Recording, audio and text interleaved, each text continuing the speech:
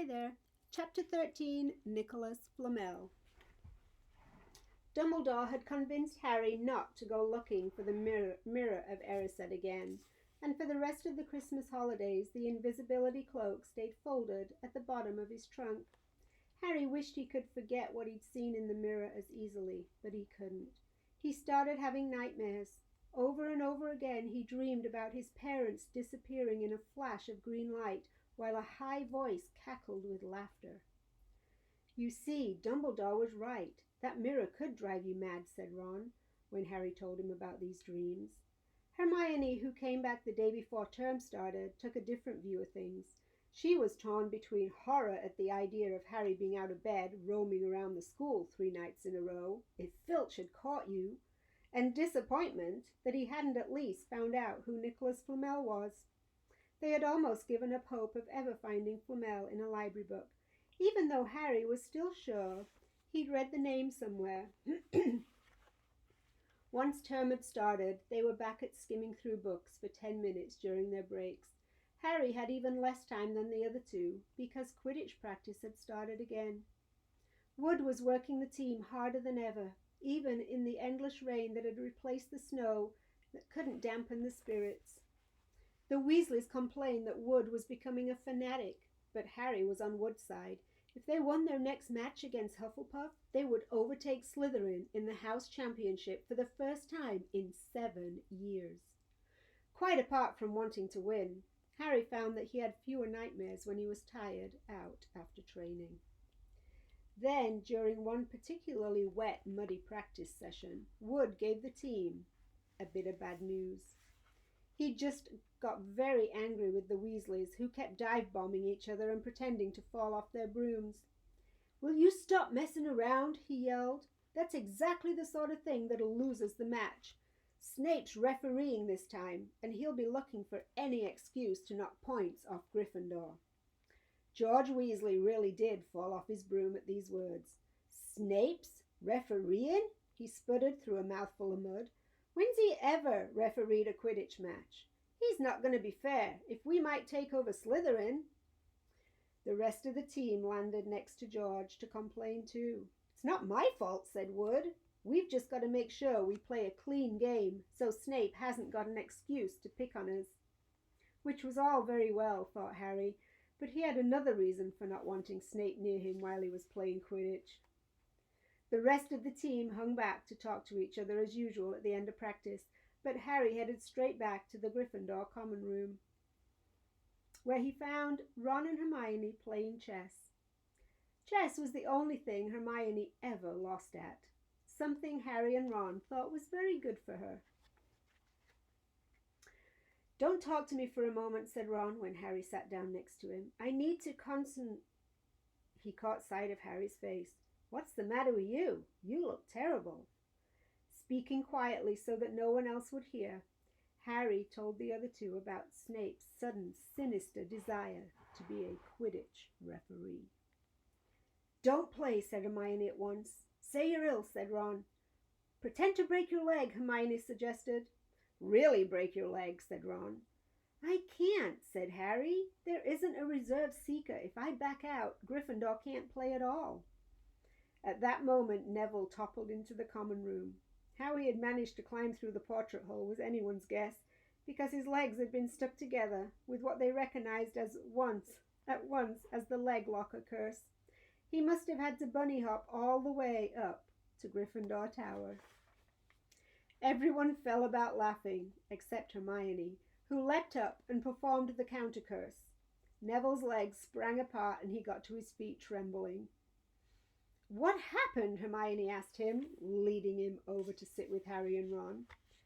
"Malfoy," said Neville shakily.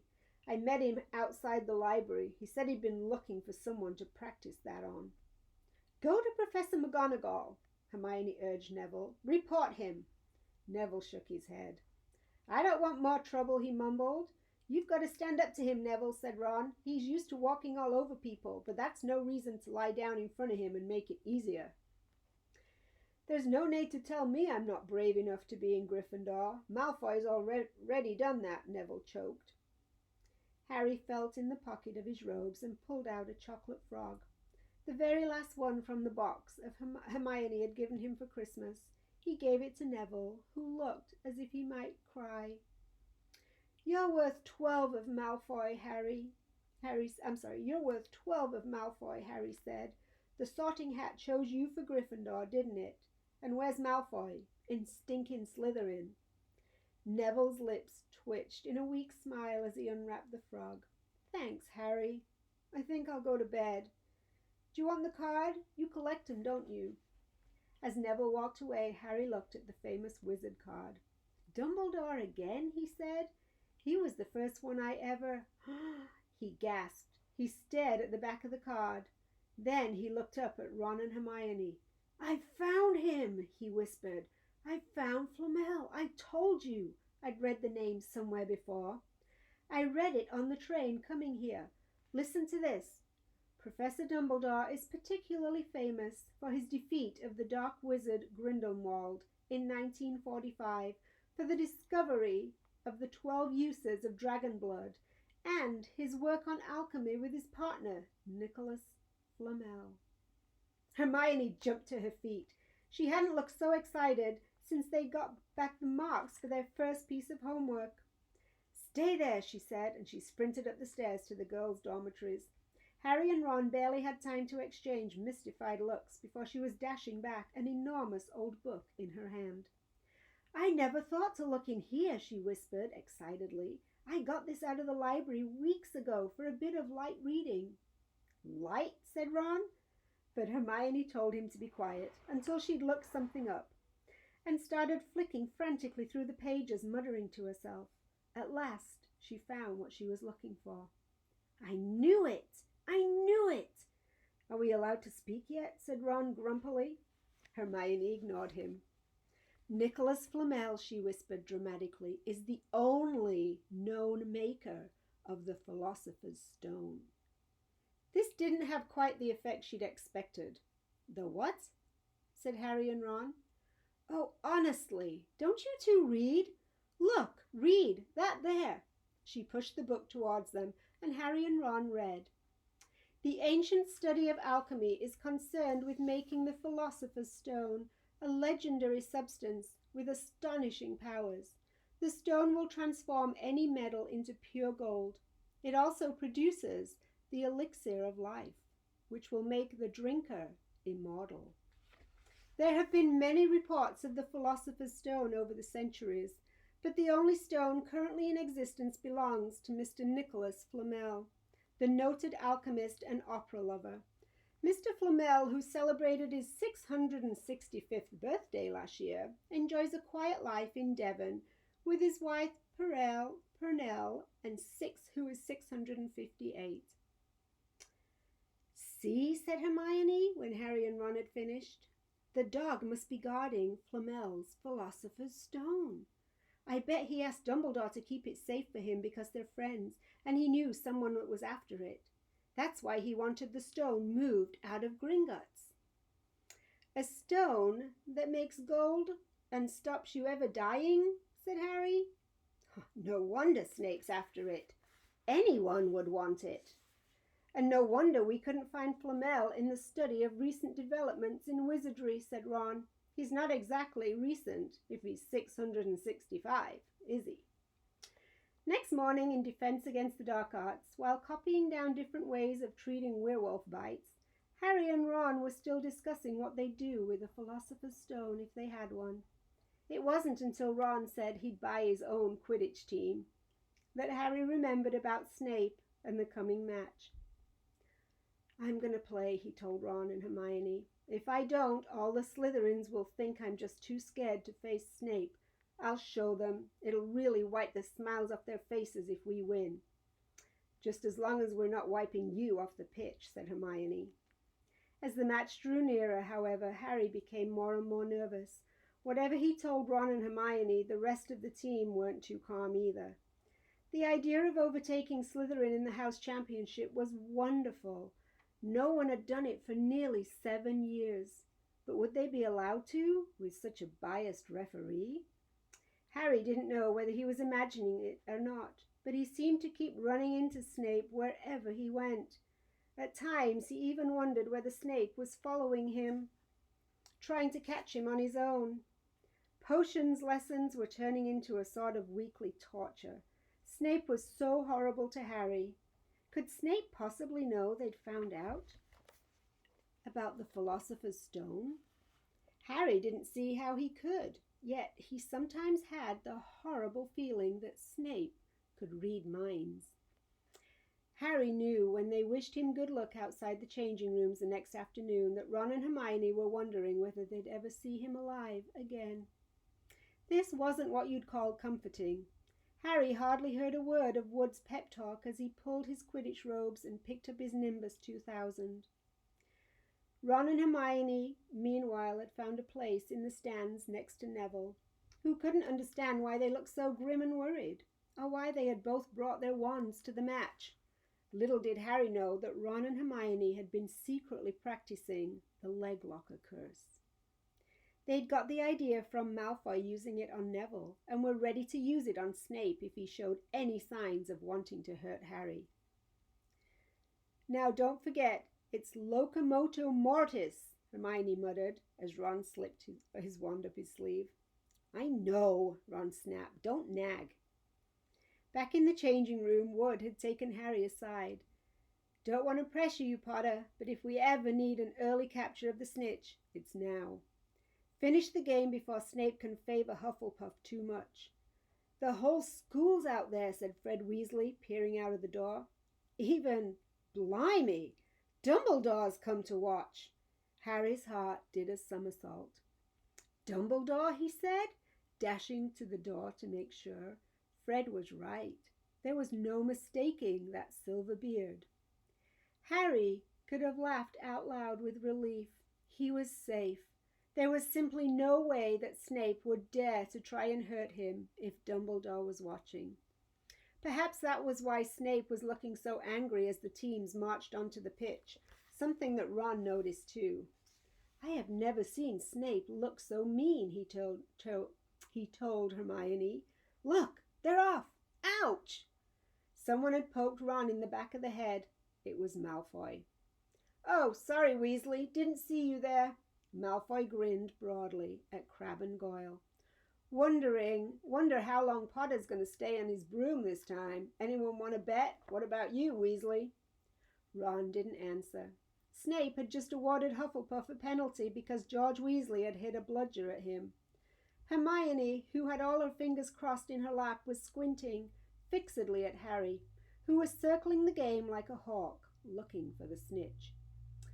"You know how I think they choose people for the Gryffindor team," said Malfoy loudly a few minutes later, as Snape awarded Hufflepuff another penalty for no reason at all. "It's people they feel sorry for. See, there's Potter, who's got no parents. Then there's the Weasleys, who's got no money. You should be on the team, Longbottom. You've got no brains." Neville went bright red, but turned in his seat to face Malfoy. "I'm worth 12 of you, Malfoy," he stammered. Malfoy, Crabbe, and Goyle howled with laughter, but Ron, still not daring to take his eyes from the game, said, "You tell him, Neville. Longbottom, if brains were gold, you'd be poorer than Weasley, and that's saying something." Ron's nerves were already stretching to breaking point with anxiety about Harry. "I'm warning you, Malfoy, one more word."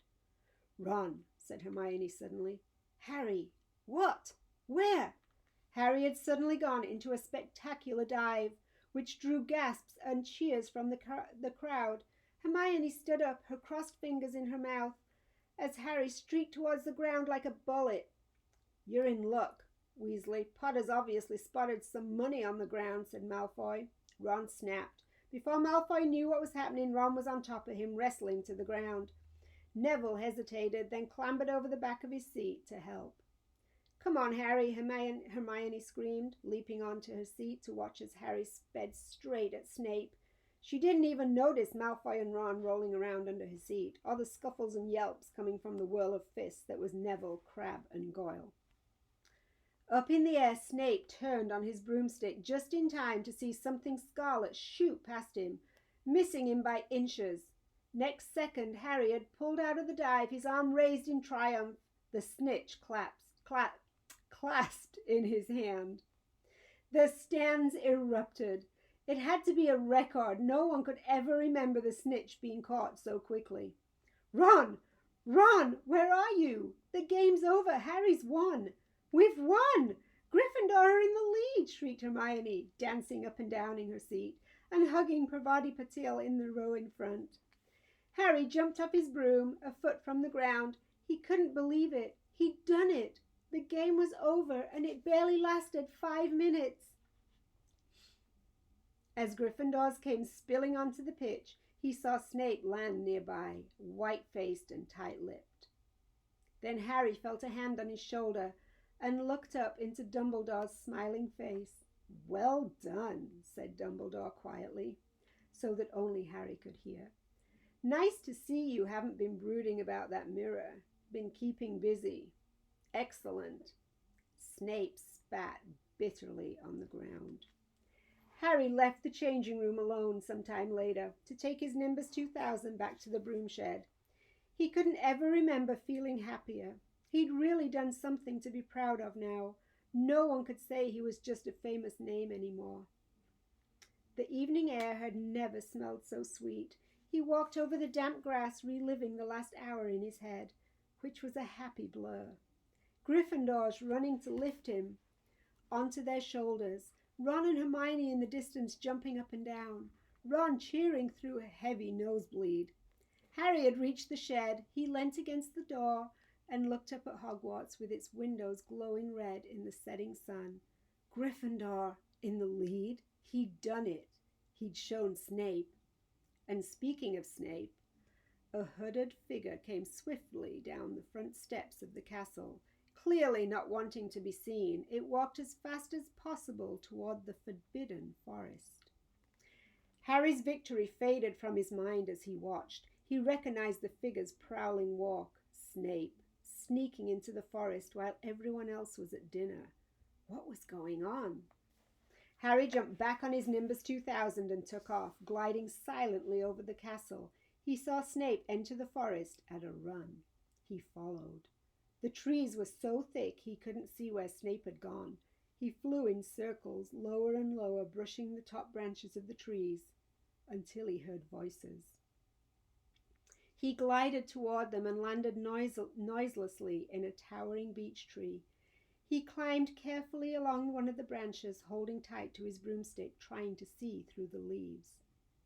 Below, in a shadowy clearing, stood Snape, but he wasn't alone. Quirrell was there too. Harry couldn't make out the look on his face, but he was stuttering worse than ever. Harry strained to catch what they were saying. Don't know why you wanted to meet here of all places, Severus. Oh, I thought we'd keep this private, said Snape, his voice icy. Students aren't supposed to know about the Philosopher's Stone, after all. Harry leant forward. Quirrell was mumbling something. Snape interrupted him. Have you found out how to get past that beast of Hagrid's yet? But Severus, You don't want me as your enemy, Quirrell, said Snape, taking a step toward him. I don't know what you know perfectly well what I mean. An owl hooted loudly and Harry nearly fell out of the tree. He steadied himself in time to hear Snape say, Your little bit of hocus pocus. I'm waiting. But I don't. Very well, Snape cut in. We'll have another little chat soon, when you've had time to think things over and decide where your loyalties lie. He threw his cloak over his head and strode out of the clearing. It was almost dark now, but Harry could see Quirrell standing quite as still as though he was petrified. Harry, where have you been? Squeaked Hermione. We won! You won! We won! Shouted Ron, thumping Harry on the back. And I gave Malfoy a black eye, and Neville tried to take on Crabbe and Goyle single-handed. He's still out cold, but Madame Pomfrey said he'll be all right. Talk about showing Slytherin. Everyone's waiting for you in the common room. We're having a party. Fred and George stole some cakes and stuff from the kitchens. Never mind that now, said Harry breathlessly. Let's find an empty room. You wait till you hear this. He made sure Peeves wasn't inside before shutting the door behind them. Then he told them what he'd seen and heard. So we were right? It is the Philosopher's Stone, and Snape's trying to force Quirrell to help him get it. He asked if he knew how to get past Fluffy, and he said something about Quirrell's hocus pocus.